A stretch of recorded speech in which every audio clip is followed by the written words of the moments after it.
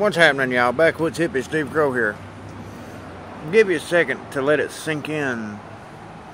I'm kind of a different color today, if you ain't noticed. I'm a little bit black, brown, kind of like an Indian. You see the way this world's going. They're wanting everybody to accept that transgender ideology and saying that, you know, people can self-identify from one day to the next as one thing or another. One day somebody might want to be a kitty cat. One day somebody might want to be a unicorn. You know, and they're expecting people to obey this stuff. Just like in New York City, there's like 52-some, 70-some genders that people can identify with. And if you call somebody a man or a woman and they decide that they want to be related to a fucking Ford truck that day, then guess what? You could be sued up to $250,000. Good job, liberal dummies. But since you all are doing this, it's going to apply to everything, because somebody might, you know, want to say, hey, I'm trans black. I'm transracial. I'm going to be black today. Ta-da! I'm suing you for discrimination. You don't like me because I'm black. Hell yeah, I can get used to that. Matter of fact, I'm transracial and transgender racial. I'm a black woman today. And all you liberals are only picking on me because, well, I'm transgender, I'm black, and I'm a woman. You sexist bastards. You see how that works? Because you idiots want this to be acceptable in modern day society. Guess what? It will be acceptable one of these days, thanks to you bunch of dummies. So you know what? What's going to happen? What's going to happen whenever this world says, hey, you accept all this stuff or you're going to suffer the consequences of it? You know what's going to happen? America's going to fall because of stupid-ass people. Stupid-ass people. That's just like today. I was thinking about this, you know what I'm saying? Since I got this nice little hard-working color on me, I might go up there to the courthouse, tell them that I'm trans-Indian.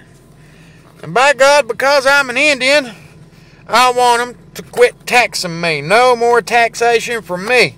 Matter of fact, I want my own reservation that I can live on. I got a nice little piece of property picked out outside town here, and I want that to be my reservation. And anybody that I like that wants to be trans-Indian with me, it's going to be our reservation too. We're going to have a Native American reservation because we're trans-Indians. Funny part about that is I really do have Cherokee in my blood. And Spanish. But hey, trans-Indian, hell yeah. And our religious belief, we're trans-American Indians.